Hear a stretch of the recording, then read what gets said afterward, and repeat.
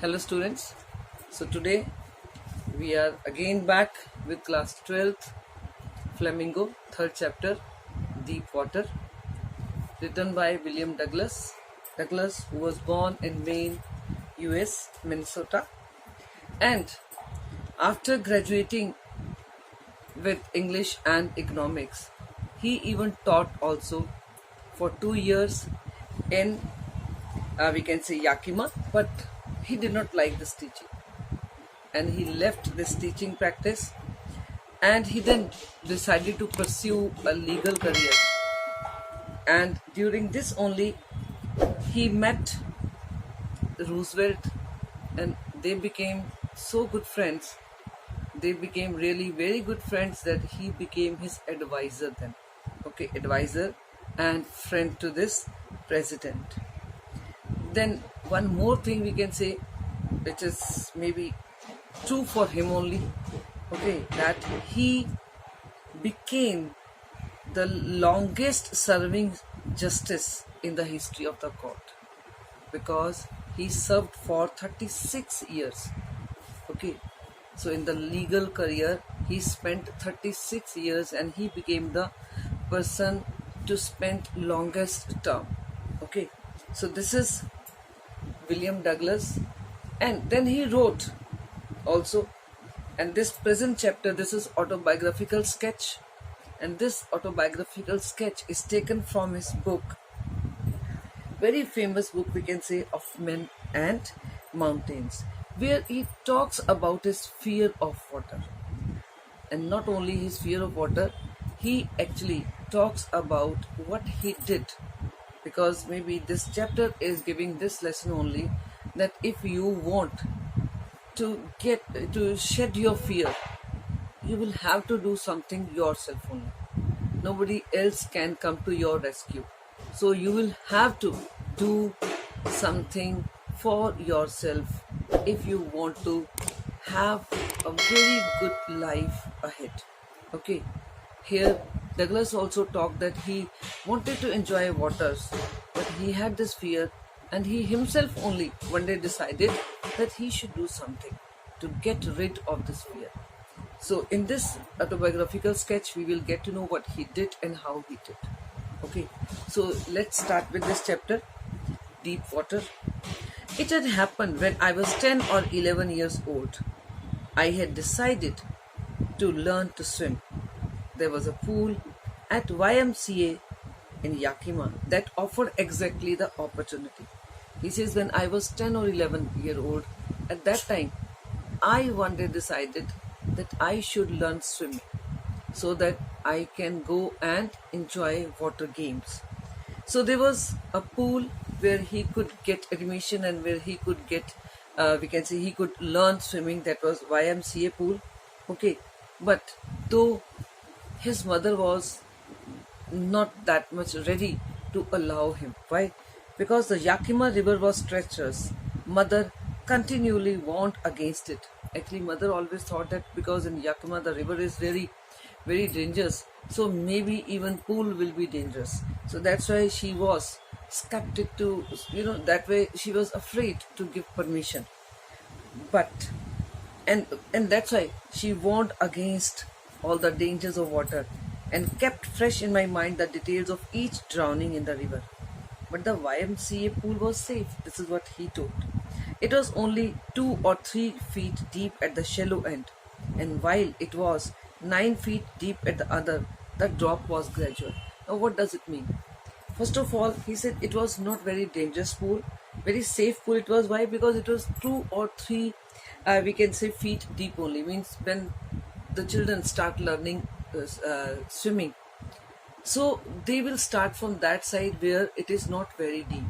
Okay, from one side the pool is only 2 or 3 feet deep only, means a child can stand even very easily, and then the other side is 9 feet deep, and that side only those children will go who have already learned now swimming, and they will practice over that side. And that also, this because the pool is same, but here from one side the deep is very gradual, means 2 or 3, then 4, then 5, then this way. Okay, so it's not that dangerous that you will suddenly you know, will fall down in the other side, and this is 8 feet deep, and maybe you will drown. So this way it was not like that. So that's why he said, I thought of learning swimming over there. I got pair of water wings, and went to the pool. I hated to walk naked into it and show my skinny legs, but I subdued my pride and did it. He said it was always very difficult for me to show my skinny legs. I was always, feeling that yes, people would be looking at me and my thin body.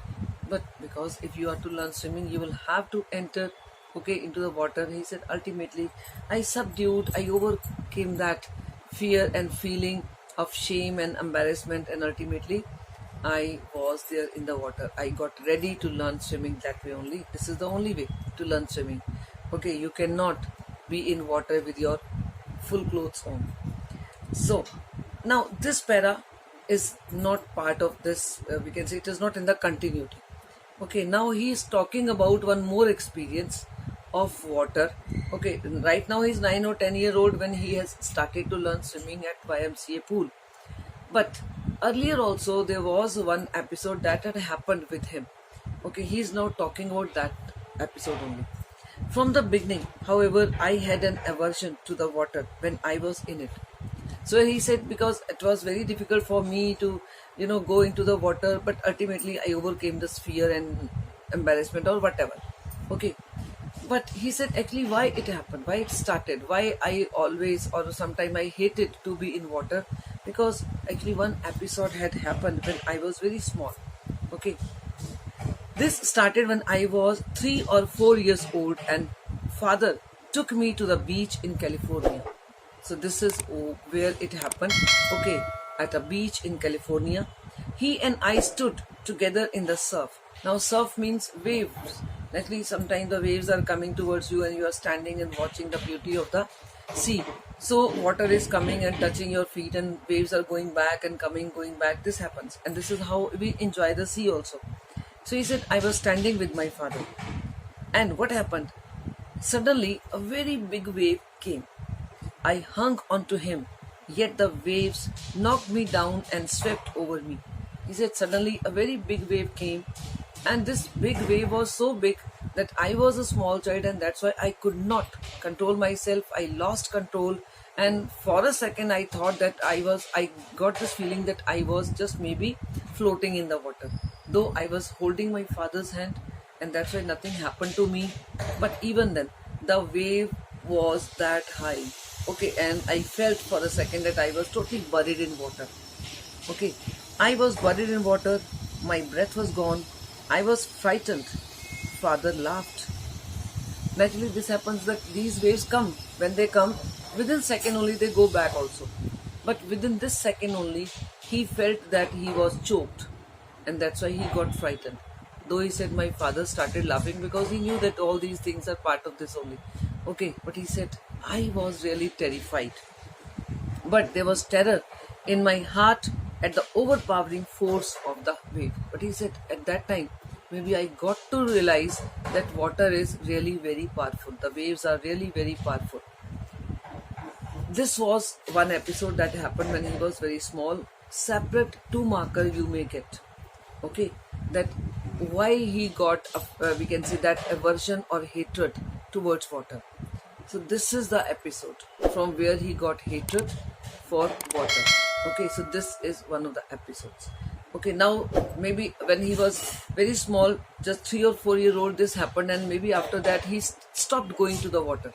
But now when he was now 10 or 11, now once again he thought that why not to learn swimming, and then maybe that way he will not get that fear of water. So that's why he has now decided to learn swimming, and that's why he got, we can say, himself admitted in YMCA swimming pool. Okay, so here now he started learning swimming.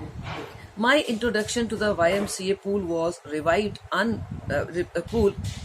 unpleasant memories and stirred childish fears. See, he said when I started coming to this pool when I was in the water here, though instructor would be there, but even then, that memory sometime would come back.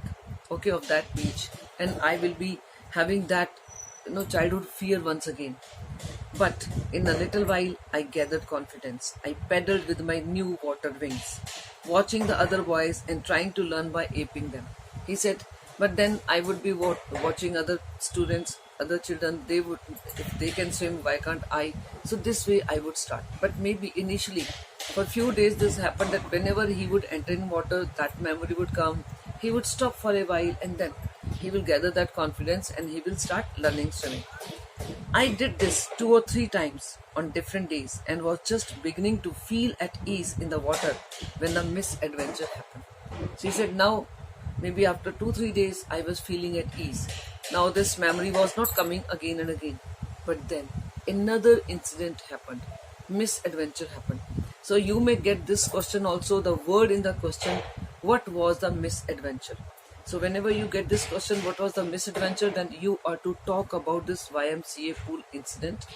But if you get this question, when and why and how he got hatred for water or aversion for water, then you will be giving the example.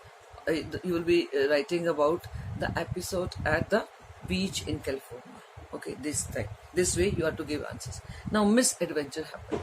Now what misadventure happened at YMCA pool? I went to the pool when no one else was there. The place was quiet. The water was still, and the tiled bottom was as white and clean as a bathtub. Now he said, what happened?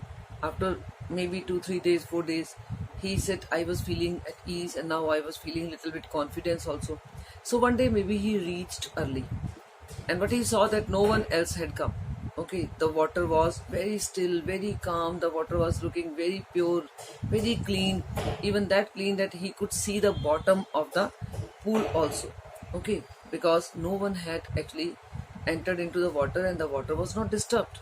Okay, so that's why he could see even the bottom of this, we can say, pool.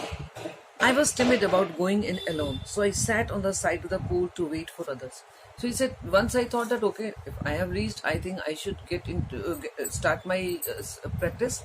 So I should be in water. Then he said, I thought that it's better, let others also come. Okay, maybe again I was afraid that I don't want to be in water when no one else is there.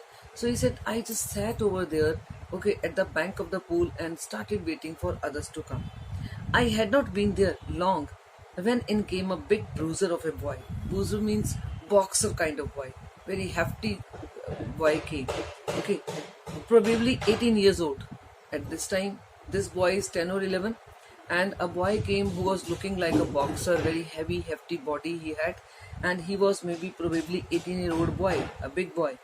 He had thick hair on his chest. He was a beautiful physical specimen with legs and arms that showed rippling muscles. Rippling means wavy muscles. Means his body was a very good specimen.